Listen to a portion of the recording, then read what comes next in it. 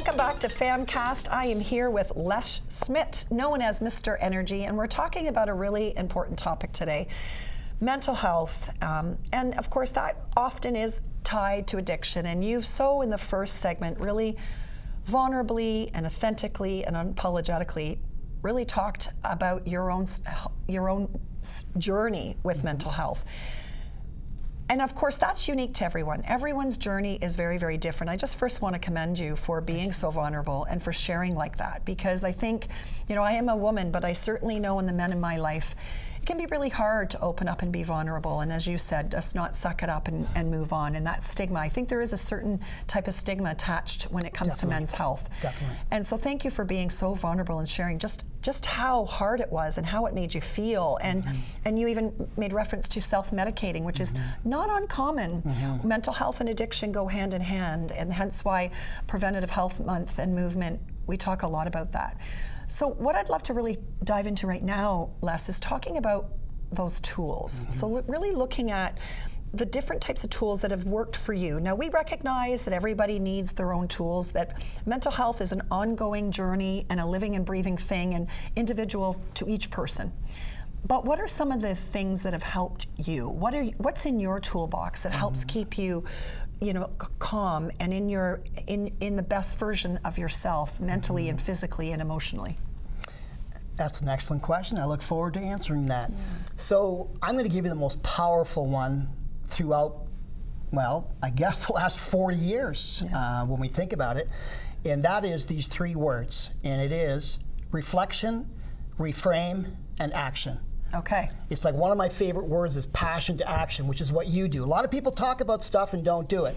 So when I'm in a situation in the day, let's just say I'm a little bit elevated, higher than I should be.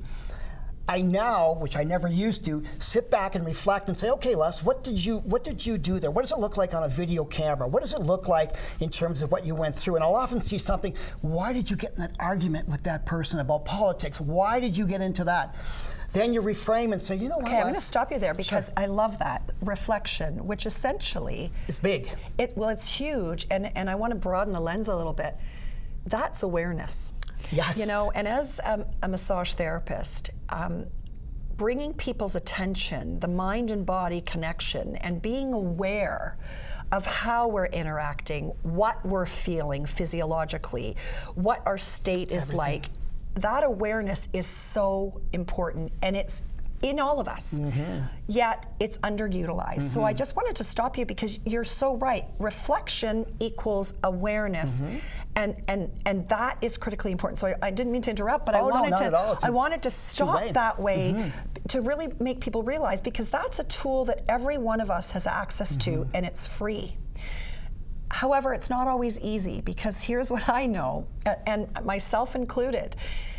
It's hard sometimes to reflect and look at ourselves and really get honest with the way we're acting, how we're feeling, like really being honest about that.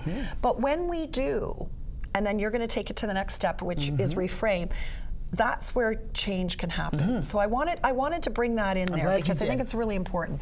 So next is reframe. Reframing, some people call it reshaping, relabeling, whatever. I love the word reframe. And I don't reframe in my presentation when there's a tragedy. Like when somebody says, oh, it could be worse, don't be saying that to somebody in a tragedy.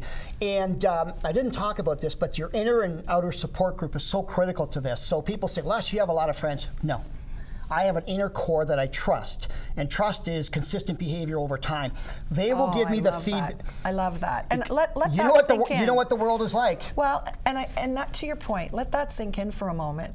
Your inner circle that you trust over time. Yes. And I think you're right. In a world that we live in now where everybody is connected, they've got thousands of friends online, but I'm going to say it, we've never been more disconnected as a society 100%. And as a human race than we are now. And that is feeding and fueling mental illness.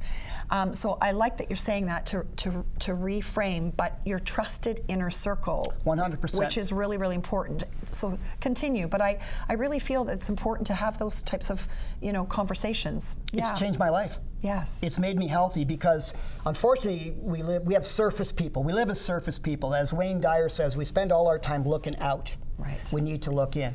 He also says in the erroneous zones that guilt and worry are the two most useless emotions.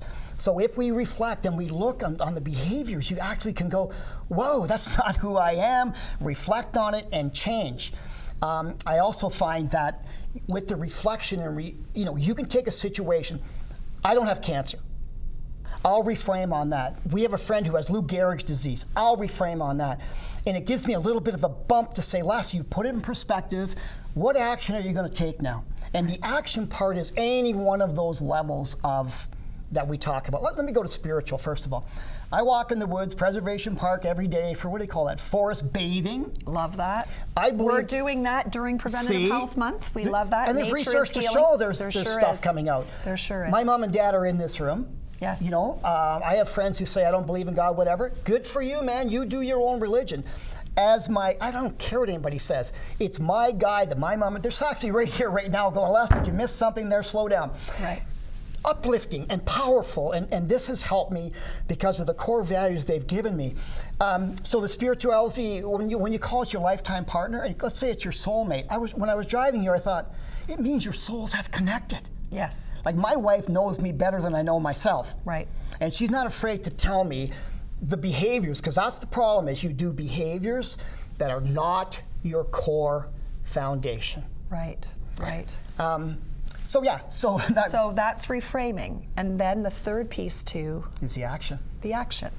And action is often the most challenging, right? It's easier to stay stuck.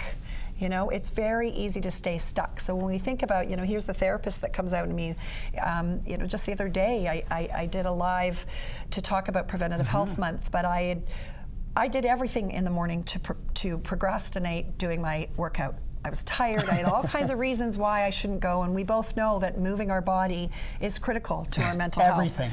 But I had convinced myself that I wasn't going to do this. But I finally walked downstairs and just pushed play to start doing my workout. Good for you. But I reframed right in the middle of it. It was interesting when you were saying that, because I stopped for a moment and I actually went and did a post and went live to say, I'm on the struggle bus this morning.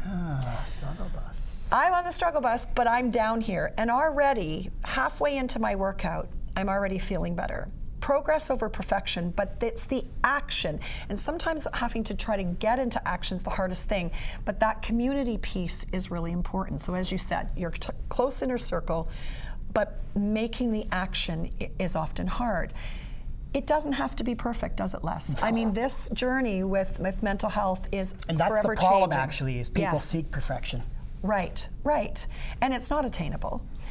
However, when we do stock our toolbox, so you talked about spiritual. What you're going for a walk, that's movement and physical. What are some of the other things in your toolbox? Man, you're leading me right where I was hoping you would. Good. So let's take yoga. Yep. Yoga's in all four categories. Why? First of all, you're getting the exercise. Right. I can't touch my toes because I haven't stretched all my life, but I'm watching what these people do and I'm going, hey, that's physical. Social, they meet up with people. Yes. I believe it's an emotional release in terms of yourself. Absolutely. Spiritual, for sure. Yeah. You're in touch with your body. Anybody will tell you listening. that. So gardening is the same. Yes. And I don't have to take you through the four, but you start to think, and I do, they're all connected. Indeed. For me, the spiritual is the things that I said to you, but I'm going to give you one that just came to my head that's powerful. So in an interview, I was asked, I don't want to get too religious here, but I was asked, what do you think is spiritual? And I said, it's how you treat people.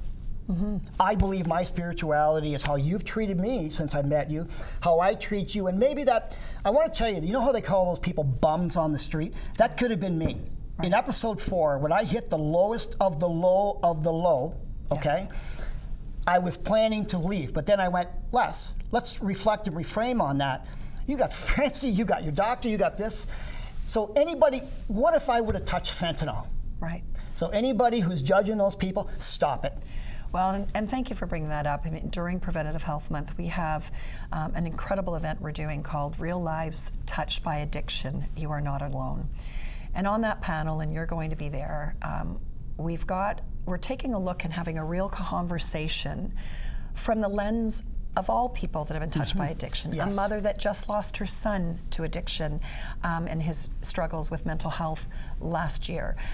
A recovering addict that is currently trying to lean into his tools and do the work every day. difficult. Luke Laughlin. So that, yes, it is, but he is there to show that there's hope. Another mom who's on a mission as her son is walking through addiction right now, but also understanding that she's loving a loved one with addiction. And addiction and mental health impacts all of us, our whole family, right? You're saying this about your wife and everybody in your circle. And my kids. And your kids, of course. And then Lainey Love is also, Jennifer McCutcheon, Mums on a Mission, and Lainey Love, who lost her brother. Why am I telling you all this? Because this event is really about not only telling the real truth about mental health and addiction, but also providing resources and support. And exactly like you said, that person that's the addict or that has mental health is a human being. They're a mother, a father, a brother, and a human. And having some humility is really, really important, and recognizing that the current way that we're addressing mental health in this country is not working optimally. There's a time and a place, as you know. We just talked about pharmacology playing a role. I am not here to say that people shouldn't be doing that. But stocking the toolbox with this variety of things is so critically important to help people navigate and families navigate. Have to have it. It's really important. So, you know, as we finish up this segment and go into the final segment of the show today, let's just highlight. So you're going to reflect, which really is awareness and taking time to really listen. You're going to reframe it. What is really happening here? And how does that mean to me? And then you're going to act. And in the next segment, we're going to talk a little bit more about action and maybe some resources. So I love it. Yeah. So stay tuned. We've got more coming here, talking about mental health, addiction, but also about empowering you to get into the driver's seat and to really look at ways that you can help improve your mental wellness. We'll be right back. Stay tuned.